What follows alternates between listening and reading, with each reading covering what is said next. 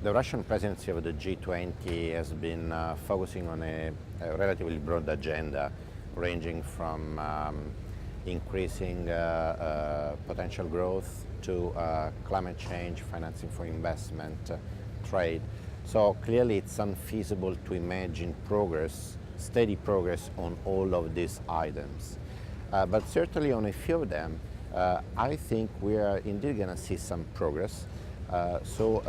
Leaders will certainly be focusing on how to raise the rate of potential growth in the medium term by implementing a wide range of structural reforms. I think this is a welcome development if we were indeed to see that in the final communique, because clearly raising the rate of potential growth for these systemically economies amounts to creating more jobs, amounts to exporting more goods and services, and therefore it's a win-win situation for each economy.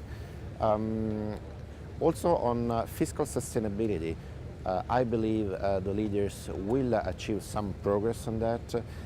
They will indeed be committing to reducing their debt over the medium term. The Canadian government has already come up with a communique to that effect. But I think we are going to see the other leaders also committing to some sort of reduction of their debt to GDP ratio over the medium term.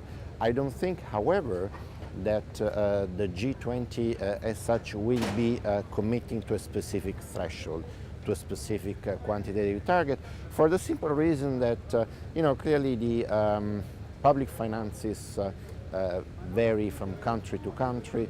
What is a feasible ratio for a given economy may not be feasible for another economy. But certainly the leaders will be taking the political commitment to reduce their debt in proportion to GDP over the medium term. And this is certainly consistent with the other agenda item I was referring to earlier on, that is raising the potential, the growth of the economy. In the end, to really make the debt sustainable, you do need a growth for these economies. And I think this is the most powerful lesson that we have learned from the Eurozone crisis. If you take the case of Italy in 2011 had a debt to GDP ratio of 120. Well, after 2 years of harsh fiscal consolidation, this year Italy debt to GDP ratio is going to hit the 130% threshold. So without growth, there is no way you can make your public finances sustainable over the medium term.